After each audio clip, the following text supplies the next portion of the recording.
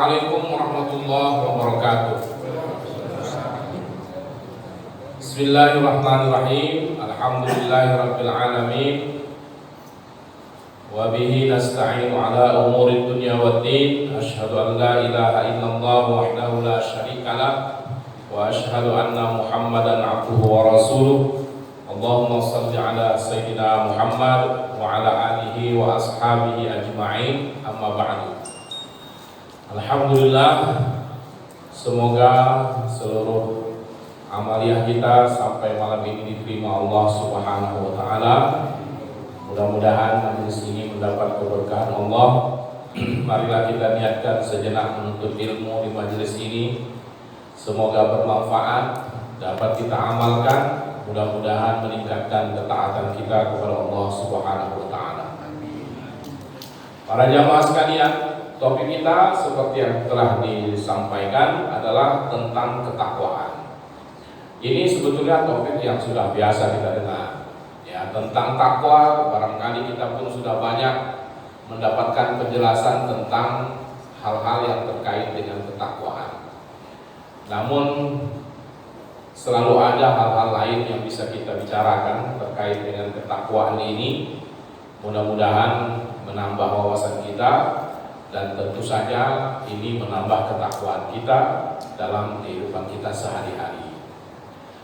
Para jamaah sekalian, secara bahasa takwa itu artinya menjaga atau memelihara. Itulah sebetulnya inti dari ketakwaan itu. Dalam rangka menjaga dan memelihara itulah kemudian kita mengenal pengertian takwa itu menjalankan perintah Allah dan meninggalkan larangannya. Imtisalu awamirillah wajtinabu nawahihi, menjalankan segala perintah Allah dan meninggalkan semua larangannya. Itu tidak lain adalah dalam rangka menjaga dan memelihara. Apa yang kita jaga, apa yang kita pelihara, yang kita jaga dan pelihara itu adalah diri kita. Jangan sampai mendapatkan azab dan kemurkaan Allah, ya, baik di dunia maupun di akhirat. Jadi pada dasarnya ketakwaan itu adalah kesadaran kita bahwa Allah senantiasa mengawasi, menjaga, melihat dan menyaksikan kita, sehingga kita takut melakukan kesalahan. Jadi itu juga sebabnya ada sebagian yang mengartikan takwa itu adalah takut. Lalu ada yang sedikit keberatan, kenapa mesti takut? Bukankah dia adalah Tuhan yang maha pengasih, maha penyayang, kenapa ditakuti?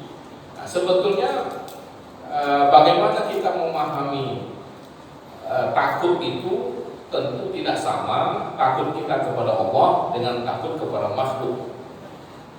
Ya, takut kepada Allah itu sendiri juga adalah perintahnya.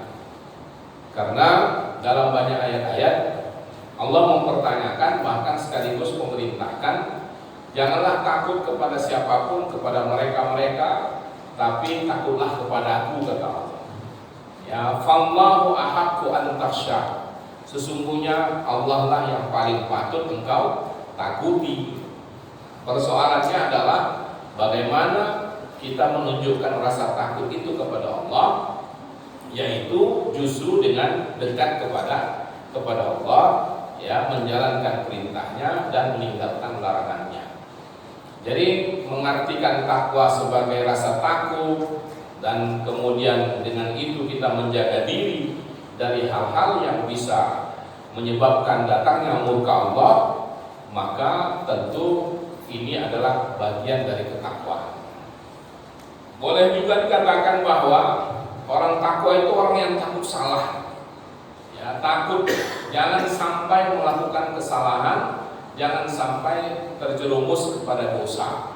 Itulah sikap ketakwaan. Jadi orang yang bertakwa itu dia tidak berani, ya, dan merasa tidak nyaman kalau dia melakukan kesalahan. Jadi kalau dia melakukan sesuatu yang dianggap salah atau dosa, ada ketidaktenangan dalam hatinya. Itu adalah bagian dari rasa takutnya itu. Maka ini adalah bentuk ketakwaan tadi. Jadi kalau ada orang yang terlalu berani sehingga dia tidak merasa takut melakukan salah, bahkan ada juga sebagian yang berani bilang, ya udah biar saya yang tanggung dosanya, begitu. Ya, itu berarti sudah mahir dia berbuat dosa. Ya, itu berarti sudah tidak ada lagi takwanya sama sekali. Kenapa? Karena sudah tidak ada rasa takutnya kepada Allah, mengingat akibat dari dosa itu atau ancaman Allah terhadap dosa-dosa yang dilakukan. Nah, itulah makanya ketakwaan ini adalah bagian penting dalam diri setiap hamba Allah. Oleh sebab itulah banyak ayat-ayat Quran itu menyuruh kita untuk menjadi orang yang takwa. Di antaranya adalah ayat yang sering kita dengar disampaikan oleh para khatib setiap Jumat, ya, yaitu surat Ali Imran ayat 102. Ya, ini ayat seringkali disampaikan, yaitu ayat yang menyuruh kita untuk bertakwa kepada Allah. Bismillahirrahmanirrahim. Ya ayyuhalladzina amanu taqullaha haqqa tuqatih. Hai orang-orang yang beriman, bertakwalah kamu kepada Allah sebenar-benar takwa kepadanya. Jadi ayat ini termasuk ayat penting yang menyuruh kita untuk bertakwa, yang jelas sekali perintahnya kepada kita. Ya, bertakwalah kamu kepada Allah dengan sebenar-benar takwa, hai orang-orang yang beriman. Jadi sebagai orang yang beriman, kita disuruh bertakwa. Kenapa ditujukan kepada orang yang beriman? Karena orang beriman yang dimaksud dalam ayat ini adalah mereka-mereka yang boleh jadi keimanan itu belum menjadi sifat yang melekat pada diri mereka. Itulah kita bisa lihat dalam ayat ini Allah memanggil kita dengan orang-orang yang beriman dalam bentuk kata kerjanya. Amanu itu kata kerja, jadi bukan kata sifat. Ya, berbeda nanti dengan mukmin. Kalau mukmin itu kata sifat. Jadi kalau kita sudah sebagai seorang hamba Allah yang betul-betul beriman, baru disebut mukmin. Tapi kalau baru amanu, ini menunjukkan ada sesuatu yang bisa berubah. Makanya untuk itulah kita ditegaskan Allah agar bertakwa tadi. Makanya sebetulnya kalau kita mau terjemahkan ya ayyuhalladzina amanu itu ada kata ya kalimat yang menunjukkan kata kerjanya. Salah satu ciri kata kerja itu adalah menunjuk waktu. Nah, waktu untuk kata kerja itu secara umum kan 3. Telah lalu, sekarang atau sedang, dan akan datang. Kan begitu? Nah, ayat ini menggunakan kata kerja masa lalu. Ya, kalau bahasa Arab itu fi'il madhi gitu ya. Jadi artinya itu sebetulnya gini, hai orang-orang yang telah beriman, gitu. Ya, jadi yang diseru itu yang telah beriman, di mana boleh jadi untuk selanjutnya iman ini bisa berubah. Kenapa? Karena belum menjadi sifatnya. Nah, oleh sebab itulah Allah dalam setiap perintah-perintahnya, dalam setiap kewajiban yang diperintahkan oleh Allah, selalu memanggil kita dengan amanu itu. Kenapa? Karena dengan perintah-perintah Allah, dengan kewajiban atau larangan yang ditekankan oleh Allah, disitulah kita bisa menjaga iman tadi. Nah, makanya dalam ayat ini Allah memanggil kita sebagai orang-orang yang telah beriman. Ittaqullah, bertakwalah kamu kepada Allah. Lalu ketakwaan yang diminta itu adalah haqqa tuqatih, ketakwaan yang sebenar-benarnya. Nah, disinilah yang perlu kita renungkan kembali, bagaimana sesungguhnya ketakwaan yang sebenar-benarnya itu. Jadi kalau sekedar ketakwaan belum jelas lah, ya speknya gimana gitu, takwa yang bagaimana spesifikasinya. Maka ayat ini menegaskan yang diminta itu adalah haqqa tuqati, yang sebenar-benar takwa. Nah, para ulama ya, kalau kita ingin mendapatkan penjelasan tentang suatu ayat, tentu kita merujuk kepada tafsirnya.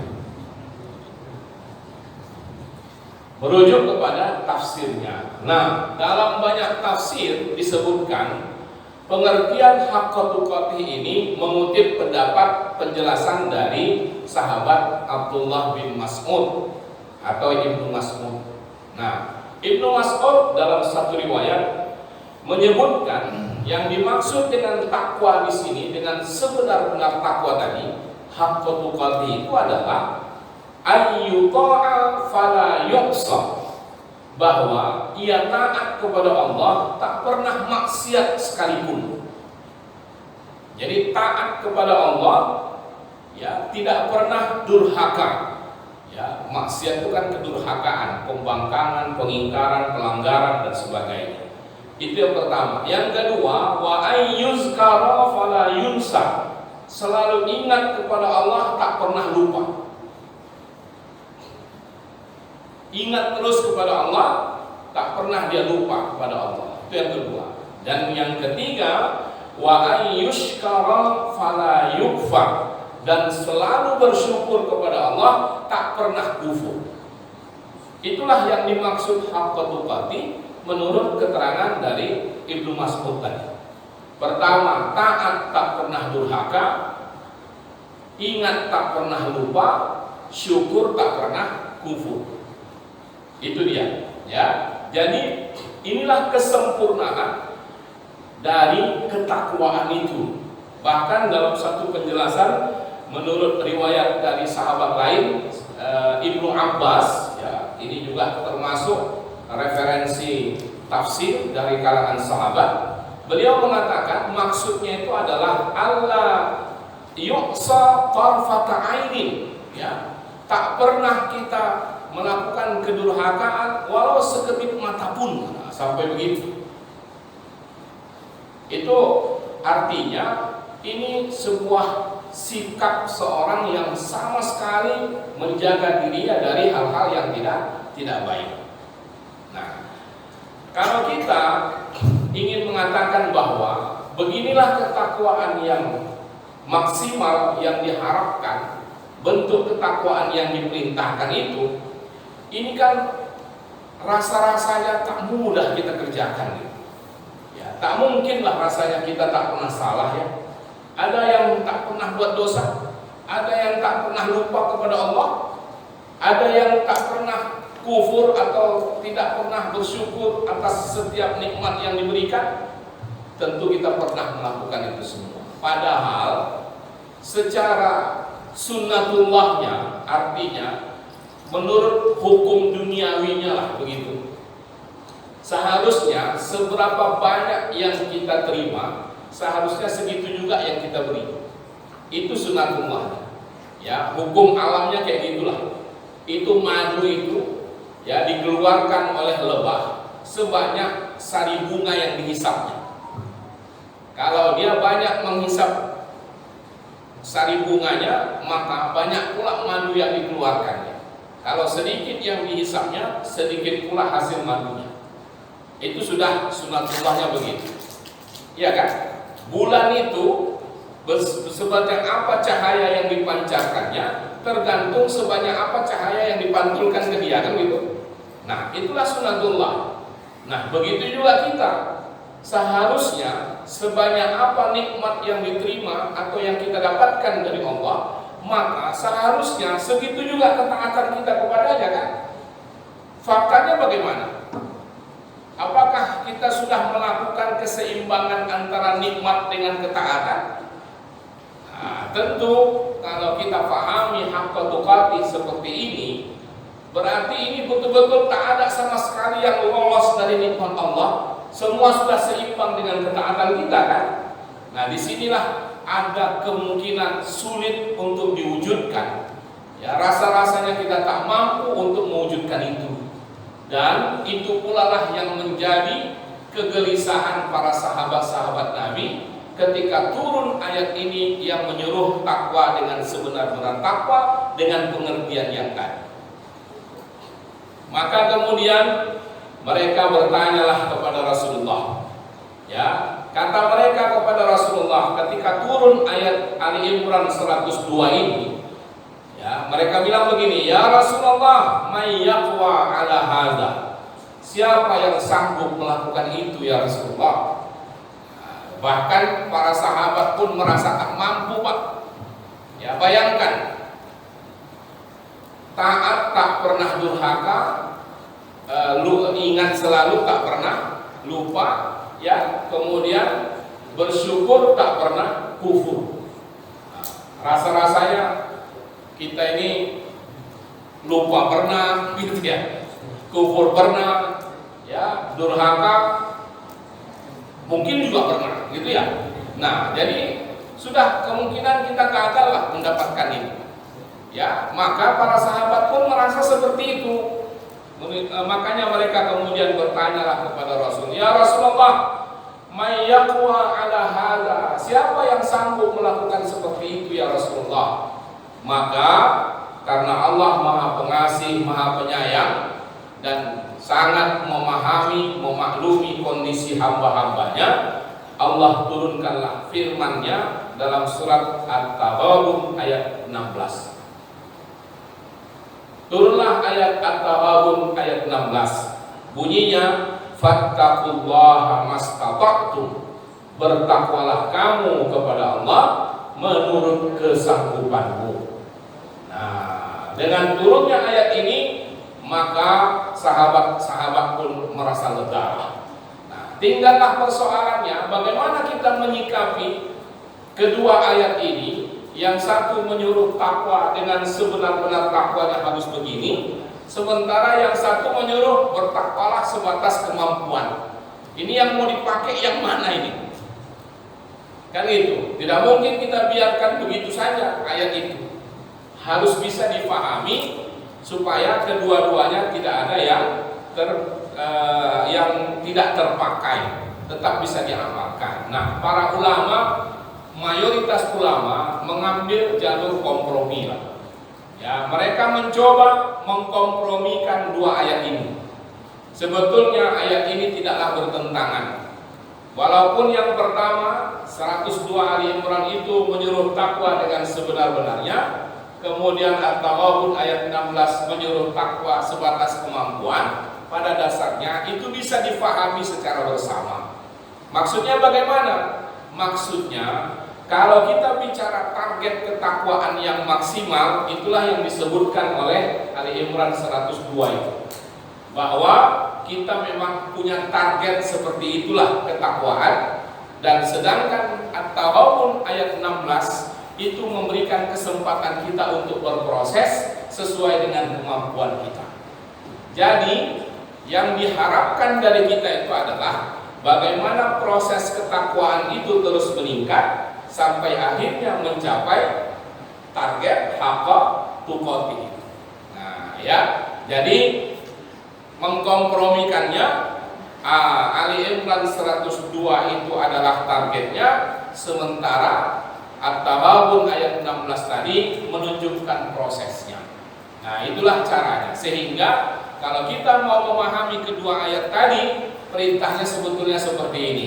Hai orang yang beriman, bertakwalah kamu kepada Allah dengan sebenar-benar takwa sesuai dengan kemampuanmu. Nah, begitulah cara mengkompromikan kedua ayat tadi. Nah, dari sinilah kita memahami bahwa ketakwaan itu memang berproses. Ketakwaan itu memang membutuhkan proses yang bertahap-tahap, yang bertingkat-tingkat. Disitulah nanti akan terlihat sejauh mana kita berusaha sesuai dengan kemampuan kita yang ada. Nah, kemampuan di sini tentu saja meliputi amal-amal kita yang dipengaruhi juga oleh ilmu kita, ya, yang kita pahami kemudian kita amalkan. Nah, bukan sekedar kemampuan fisik untuk mengamalkan sesuatu, tidak. Ya, itu juga mempengaruhi, tapi yang lebih dominan itu adalah pengetahuan kita tentang agama ini, lalu kita mau mengamalkannya. disitulah nanti akan ada peningkatan-peningkatan dari setiap proses ketakwaan itu. Nah, karena adanya proses ketakwaan itu, para ulama kemudian menjelaskan kepada kita ada tingkatan atau level-level ketakwaan. Ya, ada level-levelnya. Dari proses yang kita lihat tadi, maka ulama kemudian memberikan rumusan tentang level-level ketakwaan. Dan level ketakwaan itulah yang menunjukkan sejauh mana nilai ketakwaan kita yang sudah kita capai. Nah, level ketakwaan yang pertama adalah ketika kita pahami ketakwaan itu meninggalkan atau menjaga diri, ya, menghindarkan, maka ada hal-hal yang bisa kita hindari yang menunjukkan level ketakwaan kita. Dan level ketakwaan yang paling dasar, yang paling pokok, yang pertama kali adalah bahwa kita sebagai hamba meninggalkan kekufuran. Itulah ketakwaan yang pertama. Meninggalkan kekufuran dalam arti status kita berarti sebagai seorang muslim. Jadi semua kita ini muslim nih sekarang nih. Berarti udah ada satu yang kita tinggalkan. Ada satu bentuk ketakwaan yang sudah kita miliki. Level pertama, itulah sebagai muslim. Jadi ketika kita sudah menjadi muslim, berarti kita meninggalkan kekufuran. Yang jelas-jelas mungkin karena kita Islamnya dari lahir, Pak ya. Karena Islamnya kita dari lahir, rasanya tak pernah kita kufur gitu ya. Sebetulnya otomatis kita menghindarkan kekufuran. Nah, kalau mau lebih jelas yang tinggalkan kekufuran, yang masuk Islam ya. Jadi kalau ada orang masuk Islam, berarti dia sudah meninggalkan satu kekufuran. Begitu dia statusnya sebagai muslim, maka berarti dia sudah takwa lagi. Nah, walaupun takwanya baru level 1. Ya, belum ada rasa apa-apa itu biasanya ya. Kalau level 1 kan Pak ya. Kalau mau agak pedas sedikit level berapa? Iya kan? Jadi kalau level 1 dia masih biasa-biasa saja. Artinya itu pun sudah bagus. Kenapa? Karena meninggalkan kekufuran. Ya, orang-orang yang baru masuk Islam itu dia sudah selamat dari kekufuran. Makanya dia berhak masuk surga. Karena yang tak boleh masuk surga itu adalah hanyalah orang kafir kan, yang tak beriman. Jadi kalau dia beriman masuk surga. Kapan masuknya? Nah, itu nanti perlu dihitung-hitung dulu ya untuk menentukan jadwalnya. Karena ada juga orang yang harus masuk dulu ke neraka kan, nggak bisa langsung masuk surga kan. Nah, makanya yang jelas dengan meninggalkan kekufuran dia sudah dapat tiket ke surga lah. Nah, tinggal itu aja. Bagaimana dia kemudian dalam memasuki Islam tadi betul-betul menjaga atau mengamalkan Islam. Nah, itu tinggal itu aja. Ya, jadi orang yang masuk Islam itu satu selamat lah, bahwa dia sudah tidak kufur, sudah dapatnya kesempatan masuk surga. Diampuni Allah dosa kekufurannya. Kalau mau betul-betul bersih dia, menurut sebagian pendapat, maka dia harus menunjukkan keislaman yang bagus. Ya, bagaimana maksud bagus itu? Betul-betul dia pelajari dan dia amalkan Islam itu. Jadi bukan sekedar masuk Islam saja. Kan banyak juga orang masuk Islam dah, jadi Islam dah. Ya, pokoknya dia statusnya muslim. Yang kita kenal dengan sebutan mu'alaf ya. Ya. Walaupun mu'alaf itu harusnya tidak permanen, Pak ya.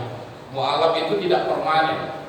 Mu'alaf itu artinya orang yang dilunakkan hatinya. Harusnya ya baru-baru aja. Kalau sudah puluhan tahun dia masuk Islam, tidak mu'alaf itu lagi. Apalagi ada istilah mantan mu'alaf. Aduh, aneh lagi.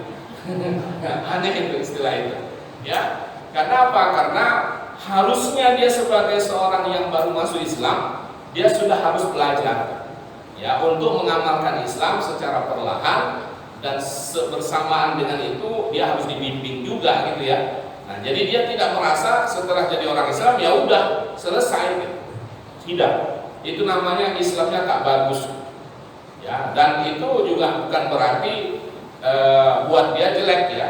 Mungkin dia bisa membela diri ya, boro-boro saya baru masuk Islam ya, yang udah lama Islam saja masih banyak yang nggak beres kan gitu ya. Jadi itu salah kita juga kadang-kadang kan. Kita mengharapkan jadi mu'alafnya bagus gitu, ya setelah masuk Islam jadi orang yang taat. Kita sendiri yang sudah lama Islamnya masih banyak yang tidak taat. Jadi susah juga kita menjelaskan itu. Tapi secara hukum seperti itu. Ya, jadi ketika dia menjadi seorang muslim, dia sudah menjadi orang yang takwa level 1. Nah, kalau mau lebih meningkat lagi, sama dengan kita.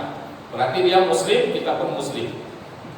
Kalau dia mau lebih meningkat lagi, dia harus tinggalkan lagi. Apa yang harus dia tinggalkan yang kedua? Dia harus meninggalkan al-ma'asi, maksiat dan dosa. Ya, larangan-larangan Allah harus dia tinggalkan. Nah, ini yang disebut dengan taubat. Jadi makom atau level takwa yang berikutnya adalah taubat. Jadi kalau kita sebagai seorang muslim yang selama ini baru Islam saja, tapi masih melakukan maksiat, yang paling terlihat jelas maksiatnya apa?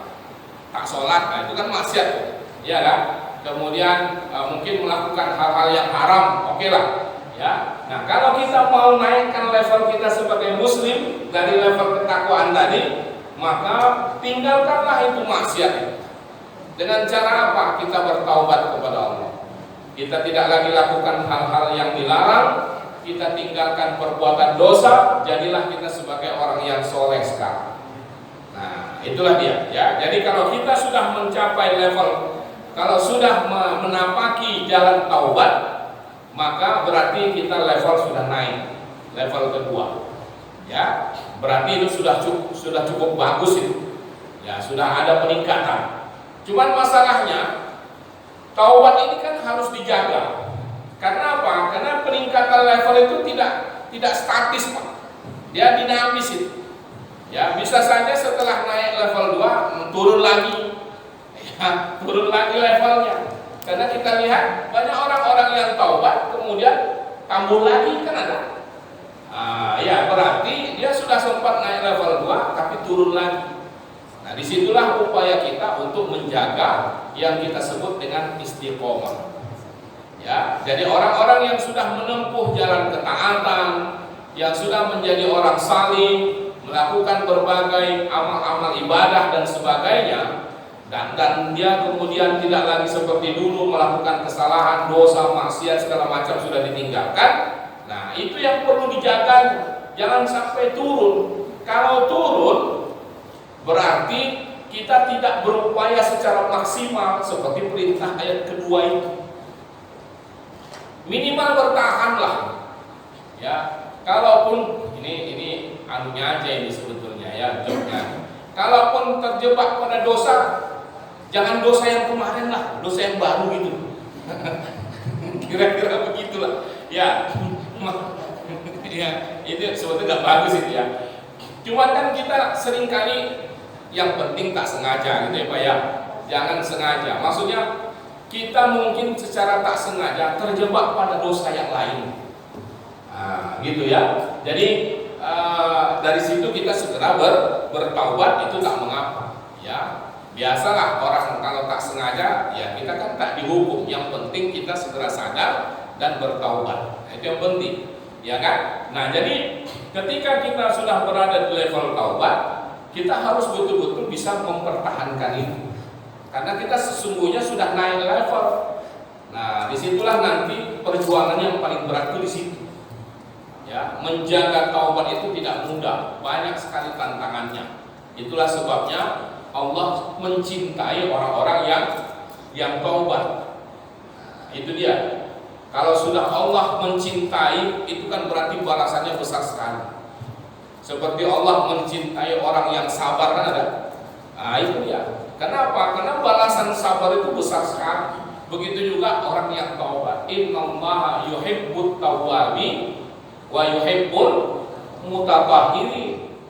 Ya, jadi kalau sudah bicara cinta Allah kepada seseorang, berarti akan ada balasan yang luar biasa. Salah satu yang dicintainya adalah orang-orang yang bertaubat. Nikmal abdu innahu awwab, kata Allah. Ya, hamba Allah yang paling baik di sisi Allah itu adalah orang-orang yang awwab. Awwab itu artinya orang yang kembali ke jalan Allah, orang-orang yang bertaubat kepada. Jadi mulia betul orang yang bertaubat itu. Makanya sayang sekali kalau kita sudah bertaubat kemudian mengulah lagi. Rugi dia. Kenapa? Karena ketika kita mengingat kembali bagaimana proses orang taubat itu, kan kadang-kadang penuh perjuangan kan Pak. Ketika kita mau kembali ke jalan yang benar, itu kan ujiannya berat sekali. Mungkin kita mengorbankan teman-teman, artinya kita tak bergaul lagi dengan mereka, ya, meninggalkan komunitas kita, ya, meninggalkan kebiasaan-kebiasaan hidup yang selama ini sudah kita nikmati gitu. Nah, itu kan pengorbanan namanya. Ya, jadi kalau misalnya kita sudah bertaubat lalu mengulah lagi, rasanya untuk kembali lagi itu berat banget gitu loh. Ya, jadi kalau sudah naik ke atas, ingat kembali waktu mau naik itu betapa capeknya berusaha dari bawah. Maka jangan sekali lagi turun ke bawah. Nanti kebayang lagi naiknya susah. Iya kalau sempat naik Pak. Iya kan? Takutnya waktu turun itu celakanya. Nah, itu yang membuat kita menjadi lebih sengsara. Ya, makanya menjaga taubat itu termasuk upaya kita menjaga ketakwaan, level ketakwaan yang sudah kita raih. Oke. Kemudian yang berikutnya, untuk yang lebih baik lagi adalah kita tinggalkan bukan hanya yang dilarang oleh agama, bukan hanya dosa itu kan konotasinya haram gitu ya. Ya, larangan Allah dan sebagainya. Level yang berikutnya adalah meninggalkan yang syubhat.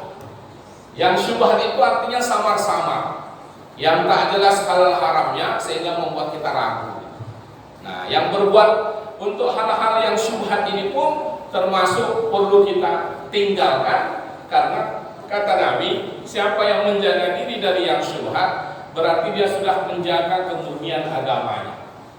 Ya, jadi orang yang mau lebih tinggi lagi derajat ketakwaannya, maka dia bisa menjaga diri dari hal-hal yang samar-samar, yang tak jelas lah. Ya, artinya ada kemungkinan halal, ada kemungkinan haram, begitu ya. Ya, biasanya itu dalam berbagai kehidupan banyak itu bisa kita rasakan gitu ya. Misalnya dalam hal makanan misalnya, ya. Makanan yang tak tahu kita halal haramnya, ini kemungkinan halalnya ada, kemungkinan haramnya juga ada, ya kan? Nah, demi untuk membersihkan atau menjaga diri, kehati-hatian, maka kita kemudian menghindarkan itu. Nah, itu yang kita kenal dalam istilahnya sebagai orang-orang yang wara. Ya, wara itu orang yang berhati-hati. Ya, dia lebih bersikap preventif lah. Ya, kenapa? Karena kata Nabi, siapa yang bermain-main dengan syubhat itu seperti bermain-main di pinggir jurang. Ya kan? Ya, artinya yushiku an taqafi. Dikhawatirkan, kuat dugaan kalau namanya kita berada di pinggir jurang, itu kemungkinan besarnya jatuh kan lebih besar Pak daripada selamatnya. Ya, maka jangan main-main di pinggir lah. Nah, yang di pinggir-pinggir itu seperti syubhat tadi. Ya, siapa yang pernah main ke tangkuban perahu? Tangkuban perahu itu, ya, dari mulut kawahnya itu, sebetulnya kita masih bisa sebenarnya berdiri di pinggir, tapi sudah dikandangi oleh pagar-pagar. Nah, itulah syubhat itu. Bapak berdiri situ nggak jatuh sih, enggak. Ya, sama dengan syubhat, kalau kita ambil pun belum tentu haram juga kan. Nah, tapi kemungkinan terjerumusnya lebih besar. Maka demi kenyamanan dan keamanan kita tidak mau bermain-main di pinggir itu. Nah, itulah contoh syubhat tadi. Ya, Nabi pernah pulang ke rumah, dilihatnya di atas lantai atau di tikarnya ada korma. Ya, korma. Nabi kemudian mau mengambilnya tapi tak jadi. Kenapa tak jadi dimakannya? Karena dia takut jangan-jangan ini bisa merupakan sedekah. Nabi kan nggak boleh ngambil sedekah. Maka demi untuk kehati-hatian dia memilih tidak. Nah, begitulah kira-kira sederhananya contoh syubhat itu. Ya. Ini kemungkinan halalnya ada, ya kan? Tapi karena dia bercampur dengan yang lain yang najis atau yang haram, sehingga kita bingung mana tadi yang halal, mana yang haramnya. Nah, demi untuk menjaga, kita tak mau sama sekali. Nah, kira-kira itu bentuk syubhat. Ya, betul-betul kita jaga diri. Ada orang datang ke kita ngasih amplop, ngasih duit. Ya, kita tanya, ini duit apa? Udahlah, terima aja. Nah, hati-hati. Itu uang yang syubhat namanya. Kenapa? Tak jelas. Ini apa statusnya? Ya, bisa jadi ini hasil dari yang tak baik misalnya. Ada kemungkinan begitu.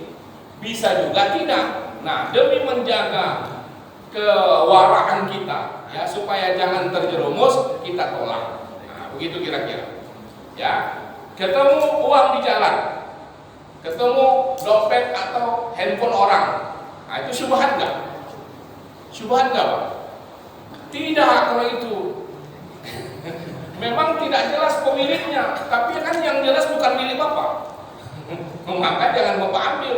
Tak boleh dibilang, wah ini syubhat ini, boleh dong kita ambil. Enggak, itu yang jelas bukan milik kita. Nah, ya, jangan dikira itu syubhat. Jadi kalau kita menemukan barang seperti itu, kalau ada niat kita untuk menjaganya dari orang yang tidak bertanggung jawab, boleh diambil, tapi untuk diumumkan siapa pemiliknya itu boleh. Jadi jangan pula Bapak merasa warak betul gitu ya. Ketemulah handphone di halaman masjid, Bapak biarin aja lah, saya warak. Jangan, nanti justru bisa diambil orang-orang yang tak bertanggung jawab. Nah, Bapak boleh ambil, tapi bukan untuk dimiliki. Ya, jadi warak itu bukan semata-mata tak mau terima apa-apa, bukan. Ya, kenapa? Diamankan. Nah, itu dia. Karena kalau nanti bisa diambil oleh orang lain kan, kasihan pemiliknya tidak menemukannya lagi. Nah, itu boleh Bapak lakukan tindakan mengamankannya. Ya, dulu orang-orang tua kita kalau ada uang tercecer di jalan, itu biasanya dia suruh anak kecil ngambil. Ambil, kan gitu ya. Nah, itu sebetulnya status uang itu kan masih dalam tanggungannya. Artinya kalau datang pemiliknya, maka dia bisa menuntut ganti rugi dari orang yang nyuruh ngambil itu. Ya, sama dengan kita lah, misalnya dapatlah uang, kita lihat ada uang 100.000 duit orang gitu ya, lalu daripada diambil orang yang tak jelas, kita ambil lalu kita sedekahkan, kita masukkan ke kencelengan masjid. Pernah begitu? Pernah nggak? Bapak kencelengan masjid, apa niat Bapak memasukkan itu ke situ? Apa niatnya? Mungkin niatnya ini sedekah dari yang punya uang, begitu kan? Begitu ya. Itu kalau misalnya datang orangnya, itu datang orangnya, Bapak harus ganti itu kalau dia minta ganti. Jadi sedekah itu sedekah Bapak jadinya. Atau memang dia ikhlas, udahlah jadi sedekah tak apa. Jadi status itu harus jelas. Nggak bisa kita, masa sih dia nggak mau disedekahkan? Belum tentu. Kalau memang uangnya pas-pas segitu gimana? Memang ada babnya, uangnya yang 100.000 misalnya, itulah satu-satunya uang. Begitu datang dia ke masjid, mana uang saya tadi? Oh ya tadi udah dimasukkan ke situ. Lah, gimana? Kan belum tentu dia mau bersedekah. Maka yang memasukkan itu atau pihak masjid ya harus keluarkan lagi, kembalikan lagi ke dia. Nah, begitulah kira-kira ya. Jadi kita menjaga diri dari hal yang samar-samar itu, termasuk sikap ketakwaan, dan itu sudah level lumayan bagus, Pak. Ya, Bapak datang ke kondangan, Ibu datang ke kondangan, status makanan di kondangan itu sebetulnya makan di tempat. Ya, Ibu tak boleh bawa. Kalau Ibu bawa, subhat itu. Ini dia. Nggak boleh. Kalau memang mau jelas, minta kepada pemiliknya. Itu kalau kita tahlilan, di sini pakai tahlilan ya, ada kan tahlilan ya. Kalau tahlilan itu kan ada makanan yang dihidangkan, ya, dan nanti biasanya habis begitu selesai mau pulang, selain besek, itu kan biasanya yang ada di piring-piring itu mau masuk-masukkan kan ya. Ya, iya kan. Nah, bagi orang yang warak, nah ini Kita bicara wara ya. Bagi orang yang wara, sebelum jelas bagi dia, misalnya tuan rumahnya ngomong silakan diambil gitu. Kalau sekedar biasanya aja, menurut kebiasaan dia nggak mau gitu. Nah, itulah orang wara. Ya, dia tidak mau gitu, dia diam aja dia. Sebelum didengarnya tuan rumah, ayo pak silakan dihabisin aja, jangan diambil piringnya, isinya aja gitu misalnya ya. Nah, maka baru dia mau ngambil. Kalau belum ada omongan begitu, masih samar-samar, bagi dia itu syubhat. Nah, jadi agak subjektif memang ya, tergantung masing-masing. Walaupun bapak yang mengambilnya tanpa menunggu apa-apa dari yang punya rumah, itu belum tentu salah pak. Kenapa? Karena tergantung kebiasaan. Kan begitu. Kita kan selama ini yang dihidangkan itu asal pulang kan kita ambil dan tak ada masalah. Tuan rumah tak pernah protes dong, ya kan? Apalagi secara tak langsung dia sudah siapkan plastik-plastik kecil lagi. Itu kode itu ya. Kode artinya nanti kalau pulang dihabisin lah kan gitu ya. Tuan rumah pasti senang lah kalau tinggal piring aja gitu. Ya, jangan dibiarin gitu ada lebihnya. Paling senang dia. Kan niat dia kan mau bersedekah kan gitu ya. Nah, asal jangan piringnya bawa-bawa, nah, itu yang kebanggaan. Nah, ya, jadi itu contoh bagaimana orang menjaga diri dari yang syubhat. Nah, itu namanya wara. Oke ya. Nah, termasuk juga sikap wara itu ya dalam beribadah itu. Ya, dalam beribadah ini, amal-amal kita beribadah ini pun ada sikap wara. Ya, pada dasarnya kalau ada orang yang sudah berwudu lalu dia kemudian ragu apakah sudah batal atau tidak, itu hukumnya masih dianggap berwudu. Nah, tapi kalau orang yang wara, dia takut gitu, ya masih ragu-ragu, maka dia milih wudu lagi. Nah, itulah dia orang yang wara. Ya, jadi kalau dia pun kalau misalnya tetap tidak berwudu karena dia yakin berwudu hanya ragu dalam membatalkan, itu tetap hukumnya bagus juga, sah juga ya, tapi dia tidak mau memilih itu, dia lebih memilih supaya tenang, ibadahnya yakin, dia berwudu. Nah, itu namanya sikap wara. Jadi wara itu intinya kehati-hatian ya, berjaga-jaga jangan sampai terjerumus kepada dosa atau kesalahan. Itu yang ketiga. Yang keempat, ya, level ketakwaan yang keempat adalah bukan hanya meninggalkan yang haram, bukan hanya meninggalkan yang samar-samar, bahkan dia sudah bisa meninggalkan yang boleh sebenarnya dilakukan. Ya, yang boleh dilakukannya pun dia tinggalkan. Nah, itulah orang yang zuhud. Ya, orang zuhud itu jangankan yang haram, jangankan yang syubhat, bahkan yang sebetulnya boleh dia lakukan, dia pun tak mau lagi melakukan itu.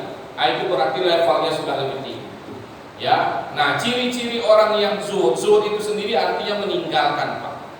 Ya, ciri-ciri orang yang zuhud itu utamanya yang pertama qanaah atau kesederhanaan. Ya, artinya dia sebetulnya bisa beli ini, beli itu, beli ini, beli itu, segala kemewahan bisa. Ya, tapi dia lebih memilih yang ini saja. Nah, itu namanya dia sudah tidak lagi prioritasnya kepada kesenangan duniawi.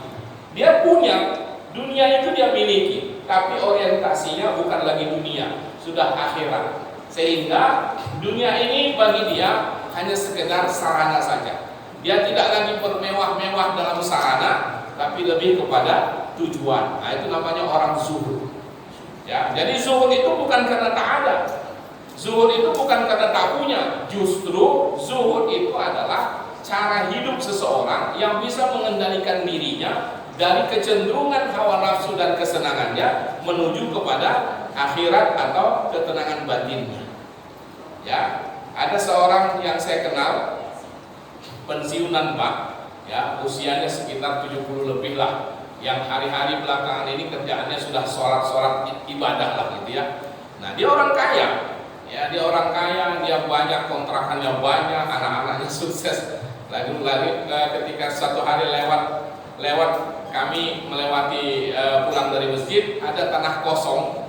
Saya bilang ke dia, Pak Haji, apa lagi tuh tanah kosong, bagus tuh buat kontrakan kan lumayan. Apa dia bilang?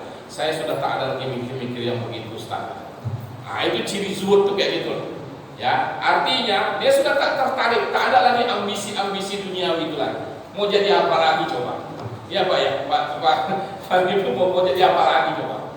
Dengan kondisi kita sekarang mau jadi apa lagi? Apalagi yang mau disasar, apalagi yang mau dikejar.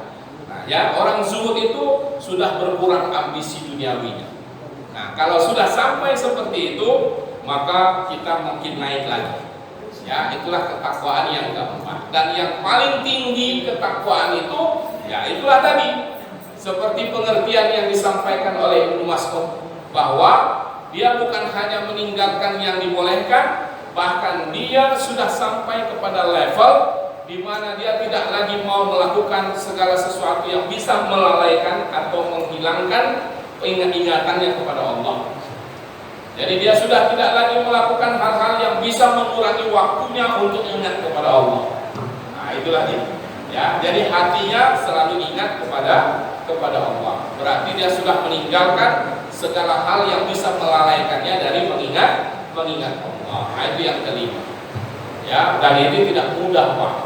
Ya, kalau masih senang nonton YouTube, buka handphone, baca-baca grup, itu belum bisa yang kelima ini. Ya. Bola, bapak-bapak masih ada yang begitu. Bangun tengah malam hanya pengen nonton bola, itu belum sampai kepada tahap yang kelima. Tapi tak apa-apalah. Ya, mungkin kita masih di kedua, pertama janganlah ya, yang kedua lah minimal.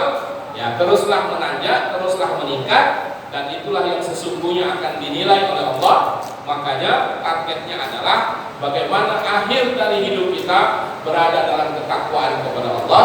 Itulah yang dimaksud lanjutan ayatnya, wala tamutunna illa wa antum muslimun. Ya, mudah-mudahan akhir hidup kita dalam keadaan taat kepada Allah. Saya kira itu. Sebelum kita simpulkan, mungkin ada yang mau ditanyakan, silakan. Alhamdulillah, terima kasih Ustaz atas ilmu yang sudah disampaikan pada malam hari ini. Mudah-mudahan kita semua bisa mengamalkannya dalam kehidupan sehari-hari dan semakin bisa meningkatkan ketakwaan dan ketaatan kita kepada Allah Subhanahu wa taala. Baik, sebelum Pak Ustaz menyimpulkan dari apa yang disampaikan pada malam hari ini, ada waktu sekitar 10 sampai 15 menit bagi Bapak Ibu yang ingin bertanya, barangkali kami persilahkan. Dimulai dari ibu-ibu dulu. Kami persilahkan, ada ibu.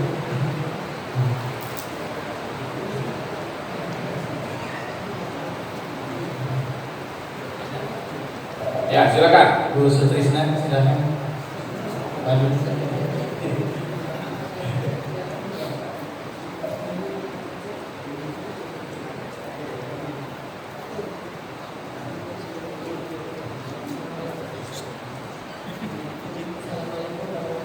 Waalaikumsalam warahmatullahi wabarakatuh.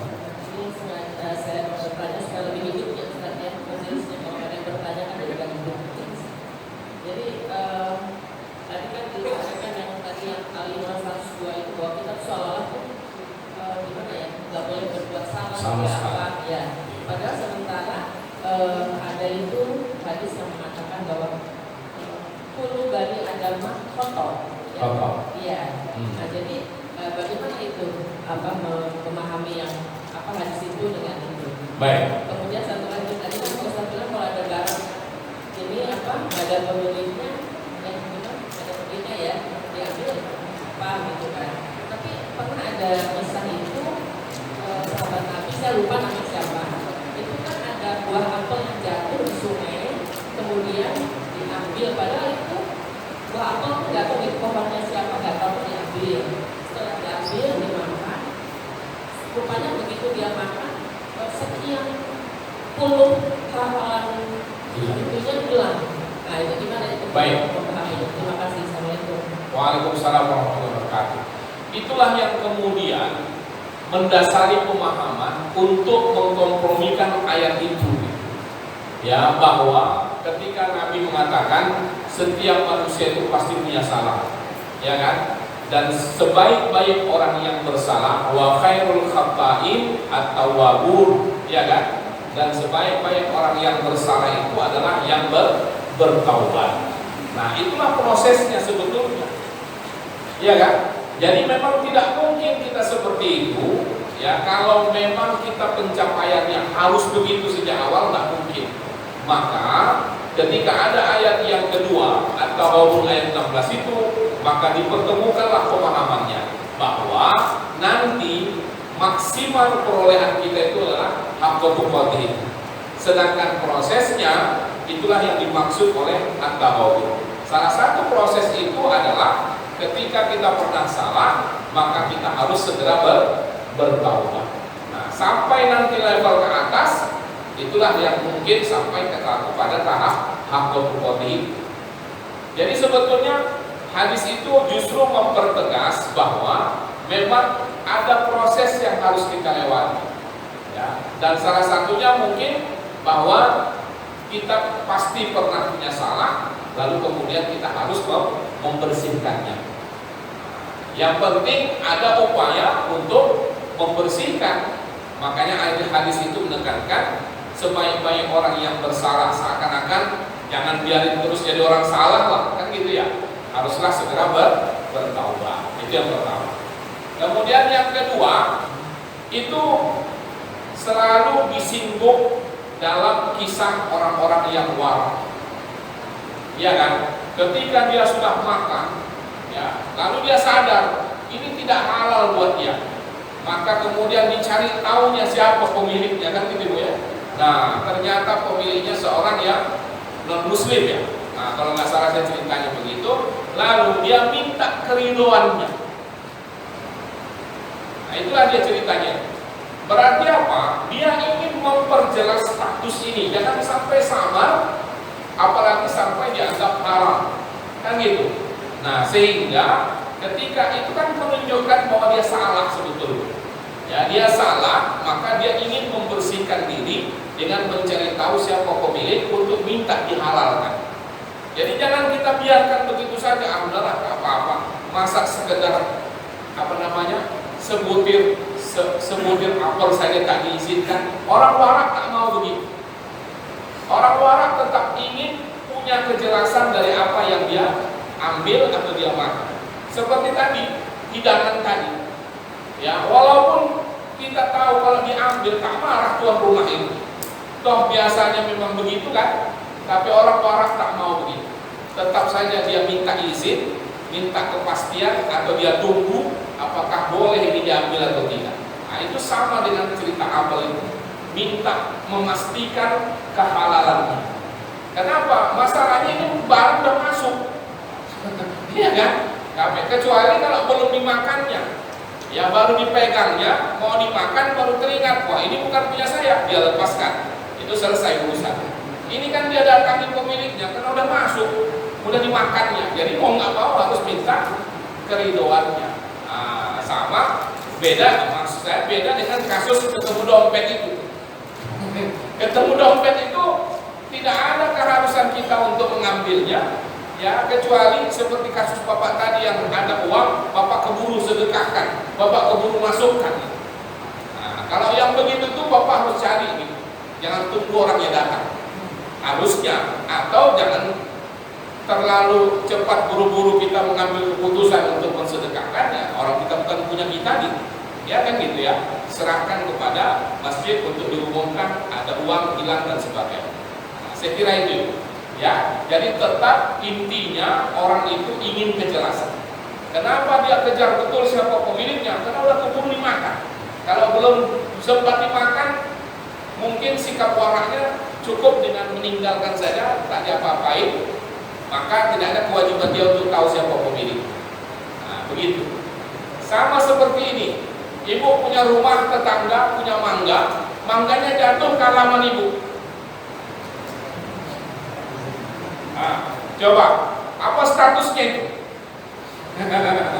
Apa statusnya itu? Kalau kita bicara hukum, ya, sebagian bilang, itu udah milik kita itu. Karena jatuh. Tapi orang warak tak mau begitu. Ya, tetap dia minta izin kalau memang dia kepingin, dia minta izin. Kalau tak kepingin, dia ambil taruhnya itu. Nah, itu saya bukan mengatakan saya warak, bukan. Nah, itu yang terjadi sama saya. Ini lagi musim-musim mangga ini, masih banyak mangga jatuh ke halaman saya. Dan kebetulan saya tak suka mangganya, makanya saya tak pernah minta izin. Saya ambil, saya taruhkan ke pinggir pagarnya. Tuan rumahnya pernah nanya, kenapa tak diambil aja? Kata istri saya, nggak mau bapaknya, maksudnya nggak mau sayanya. Ya udah, kebetulan aja, ya sekaligus warak, ya diwarak-warakan lah. Segera itu, ya. Ada lagi, silakan. Bapak-bapak, Bapak sebelah kanan, kamu silakan. Ada yang mau bertanya? Jadi, atau sudah cukup mantap waraknya? Bagi aku, Pak Rizky, Pak Iman, oh, Pak Jeffrey. Silakan. Waalaikumsalam warahmatullahi.